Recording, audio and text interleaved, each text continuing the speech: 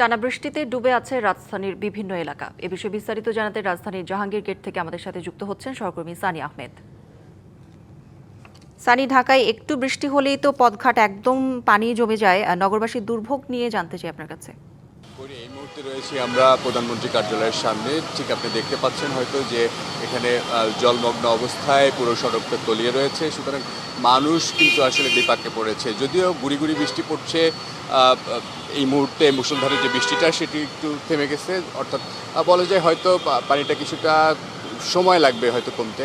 যদিও মানুষজন এখান থেকে যাচ্ছে, তবে বেশিরভাগ গাড়ি কিন্তু আমরা দেখেছি এখানে বন্ধ হয়ে থাকতে, যার ফলে মানুষ বিপাকে পড়ছে না। একই সাথে এই মুহূর্তে রাজধানীর যে সকাল থেকে আমি ঘুরে দেখেছি, বিশেষ করে যারা নিম্ন শ্রেণীর মানুষ রয়েছে, অর্থাৎ যারা দিনমজুর, তারা কিন্তু বেশি বিপাকে পড়েছে।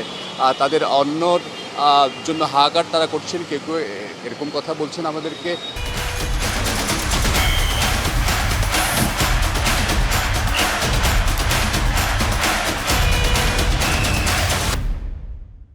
একই সাথে আমরা দেখাচ্ছি যে বাংলাদেশ এয়ারফোর্সের যে ভবনটি রয়েছে তার সামনে এই অবস্থা। অর্থাৎ এই রাজধানীর যে গুরুত্বপূর্ণ একটি সড়ক, সেই সড়কের যে এরকম জলমগ্নতা, জলজট যে তৈরি হয়েছে, মানুষ কিন্তু বিপাকে পড়ছে।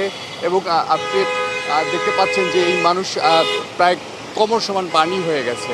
অর্থাৎ এইখানে যে মানুষের যে দুর্ভোগ, মানুষের যে কষ্ট, এবং বিশেষ করে যারা এখান থেকে চলাফেরা করছেন, তারা কিন্তু বিপাকে পড়ছেন।